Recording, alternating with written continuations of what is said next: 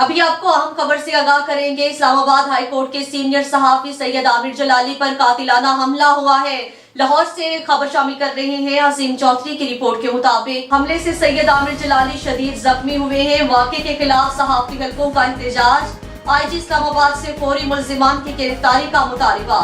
इस्लामाबाद के सीनियर सहाफी सैयद आमिर जलाली का ठेकेदार से काम मुकम्मल न करने पर रकम की वापसी का तकाजा किया तो मलिक जाकिर नामी ठेकेदार ने रकम देने की गर्ज से अपने डेरे पर बुलाया और मनसूबाबंदी के तहत पहले से घात लगाए मलिक जाकिर और उसके साथी हमलावर हो गए और लोहे के रॉड से वार करके आमिर जलाली को शदीद जख्मी कर दिया, जिस पर सहाफी आमिर जलाली ने पुलिस थाना सुंबल में दरख्वास्त दायर की।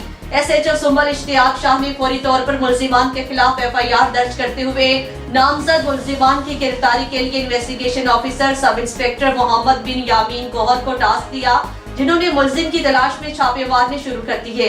तहाँ मुल्जिम जाकिर अवान मौका से फरार हो गया। सीनियर सहाफी आमिर जलाली पर हमले के वाक़े के खिलाफ सहाफती तंजीमों ने शदीद एहतजाज करते हुए IG इस्लामाबाद से मुल्जिमान की फौरी गिरफ्तारी और करार वाकई सजा का मुतालबा किया है।